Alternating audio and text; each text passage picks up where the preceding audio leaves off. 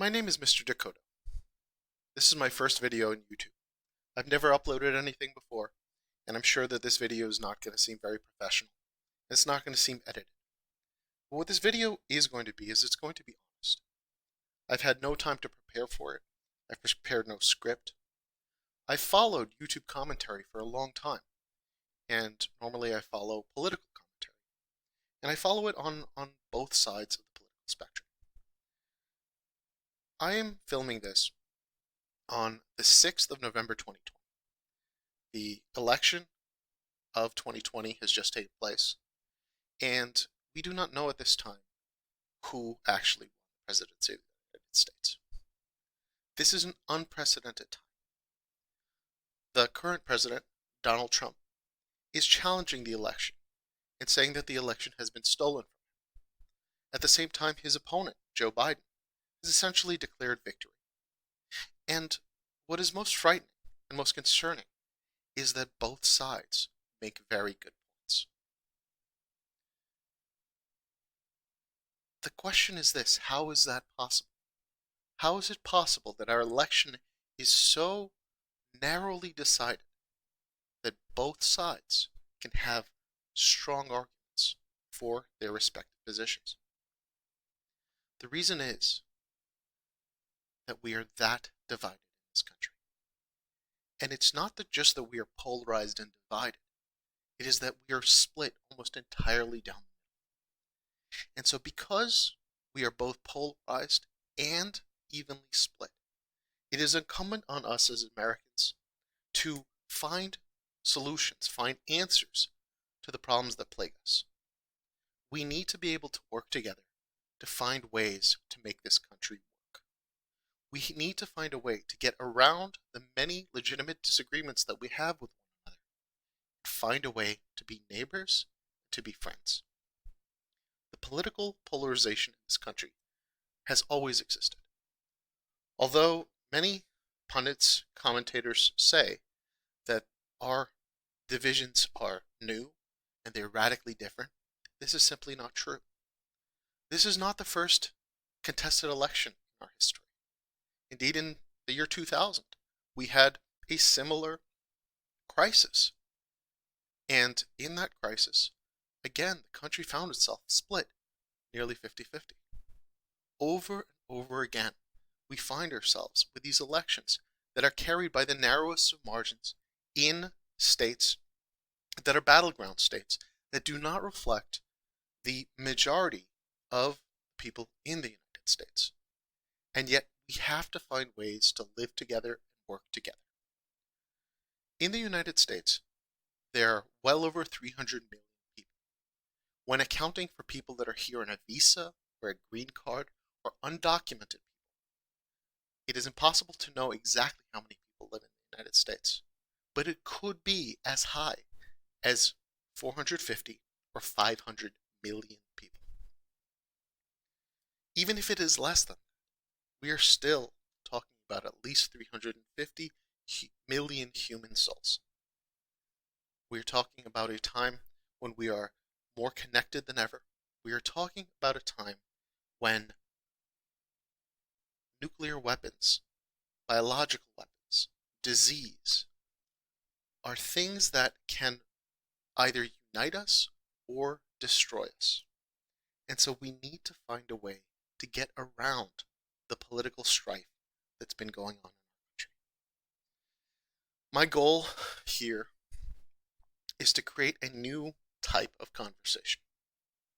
Hopefully, over time, people will follow this channel, whether it's one person that I'm talking to or whether it's more. It doesn't matter. As long as I can do what I can to do my part to decrease the level of rancor, the level of vitriol, and the level of hatred that is growing in this country.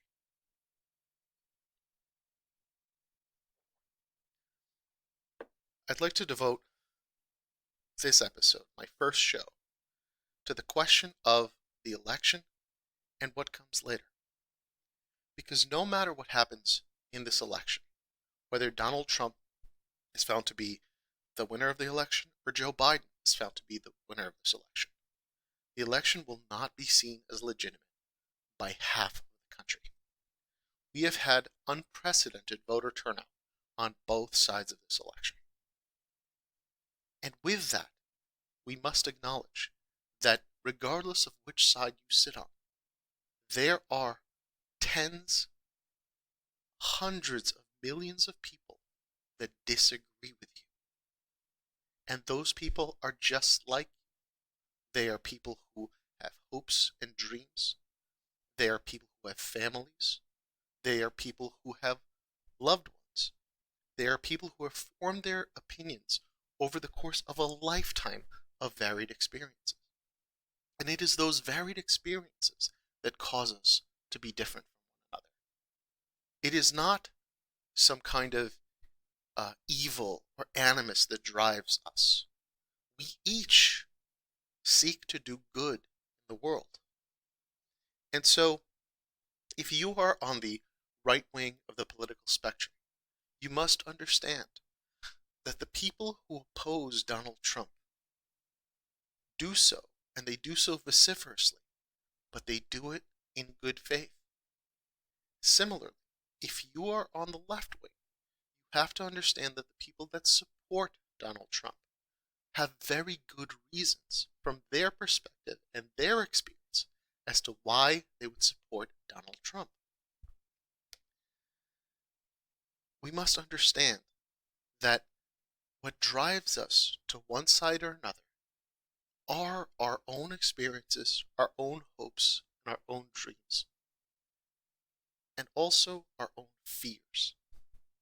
And it is these fears that both sides are taking advantage of to cause us to be at each other's throats.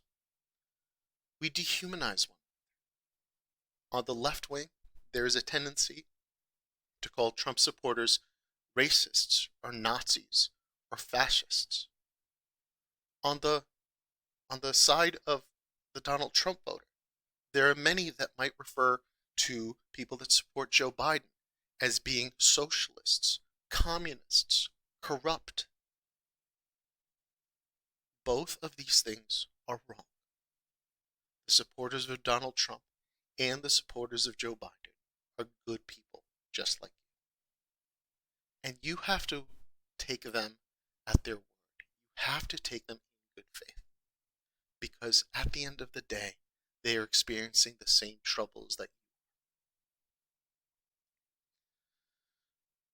are. One thing that concerns me the most about the outcome of this election will not be that the world will end or that the country will fall out into war or anything of the sort. What concerns me the most about this election is the same thing that concerned me about the last election and the election before that, and many elections going back before that. Instead of governing, our leaders are going to spend the next 4 years fighting a battle about the legitimacy of the election itself, to the detriment of all of the policies that would benefit all of us. Over the course of the last 4 years, the Democratic Party has spent untold amounts of money, time, and emotional energy to trying to illegitimize the initial election of Donald Trump. They have created a narrative about Russian collusion that their own supported investigation by Robert Mueller, an impartial party, has found to be baseless. And I want to be clear about what I mean by that. Robert Mueller did find that it is possible that there was an attempt to stall or detract from his investigation, but he did not find that there was any actual collusion by the Trump administration with Russia. Similarly, before that investigation of Donald Trump, while Barack Obama was still president, the Republican Congress spent a significant amount of time and energy focusing on things like the Benghazi investigation, things like the investigation of Hillary Clinton's emails. These investigations have dominated our national conversation. And while these investigations are ongoing, our infrastructure has crumbled. Our inner cities are crumbling. Our rural areas are crumbling. Regardless of where you are on the political spectrum, you are suffering. Our sons and our daughters are dying to heroin overdoses. When it comes to certain metrics, such as the ability of millennials and the generation that follows to be able to live productive, meaningful, happy lives, have been undermined compared to the generation before us, which is a first in American history. At the same time, people are dying of opioid overdoses at a drastic rate. Suicides are up. Depression is up. Family formation is down. Home ownership is down. We have real problems to tackle in this country. And if we spend all of our time investigating one another and not focusing on these real problems that need to be solved, we are doomed in this country. And so I will end this episode by saying this. Regardless of who wins this election, I would hope that the cycle of investigations stops. That we understand that yes, all politics is fraught, and there are no angels within our political parties.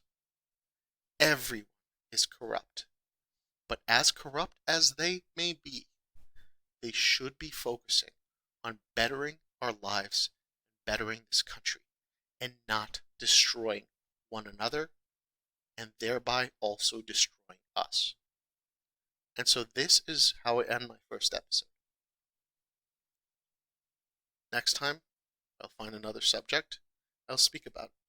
I invite anyone that is interested in having a conversation about these subjects with me to reach out to me. I'm sure that my advent into the YouTube blogosphere is going to be